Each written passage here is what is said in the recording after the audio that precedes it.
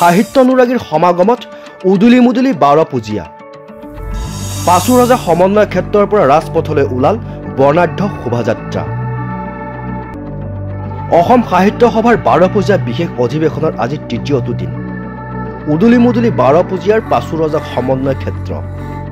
তৃতীয়টো দিনৰ প্ৰথম কাৰ্যসূচীৰূপে বৰ্ণাঢ্য সাংস্কৃতিক শোভাযাত্ৰা উদ্বোধন কৰে অসম সাহিত্য সভাৰ বাৰপুজীয়াৰ বিশেষ অধিৱেশনৰ আদৰণী সমিতিৰ সভাপতি হেমন্ত কুমাৰ দেউৰীয়ে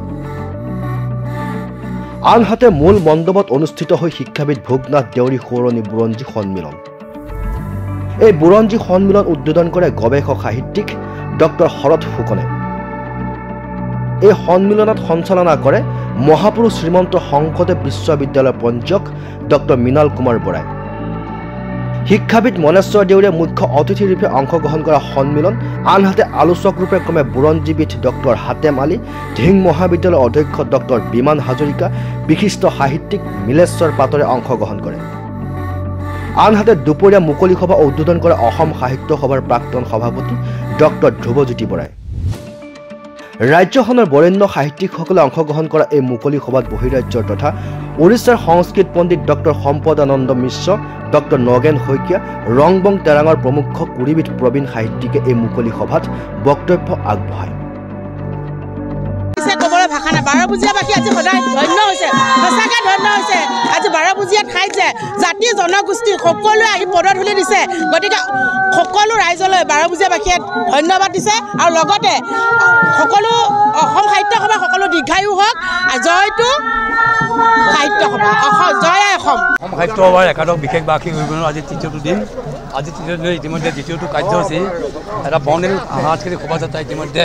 বাৰপুজীয়াৰ এই পাঁচু ৰজা সমন্বয় ক্ষেত্ৰত আৰম্ভ হৈছে অসম সাহিত্য সভাৰ সন্মানীয় সভাপতি সূৰ্যকান্ত হাজৰিকাই আজি যি বাৰপুজীয়া আদৰণি সমিতি আয়োজন প্ৰস্তুত কৰা ৰথত ইতিমধ্যে অংশ লৈছে আৰু তেখেতৰ লগত ইতিমধ্যে অংশগ্ৰহণ কৰিছে আদৰণি সমিতিৰ সন্মানীয় সভাপতি স্থানীয় সন্তান হেমন্ত দেউৰীয়ে আৰু সাংস্কৃতিক এই শোভাযাত্ৰাত ইতিমধ্যে বাৰবৰণীয়া অসমৰ কৃষ্টি সংস্কৃতি উপবিষ্ট হৈছে অংকীয়া নাট ভাওনা যি ঐতিহাসিক যি গোসাঁৱলীয়া উৎসৱ মহাত্মা গান্ধীৰ প্ৰতিমূৰ্তিকে ধৰি একাধিক বিহু নৃত্য বড়ো নৃত্য তিৱা নৃত্য বৰ্ণিল সমাহাৰ ইয়াত ঘটিছে আমি আশা ৰাখিছোঁ সকলো কৃষ্টি সংস্কৃতি উপবিষ্ট এই সাংস্কৃতিক শোভাযাত্ৰা জিলিকি উঠিছে আৰু ইয়াৰ প্ৰত্যেক যি সমন্বয় ভূমি এই সমন্বয় ভূমিত সেই ধৰণৰ সাংস্কৃতিক প্ৰতিফলন ঘটিছে আমি আশা ৰাখিছোঁ সকলোৱে সহযোগত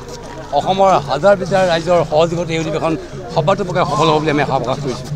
সকলো জাতি জনগোষ্ঠীৰ সকলো ৰাইজলৈ শুভেচ্ছা জ্ঞাপন কৰিছোঁ বাৰপুজীয়া এই পাঁচু ৰজা সমন্বয় ক্ষেত্ৰৰ পৰা চাওলুং চুকাফাই যেতিয়া 1228 খ্ৰীষ্টাব্দত অসমত প্ৰৱেশ কৰি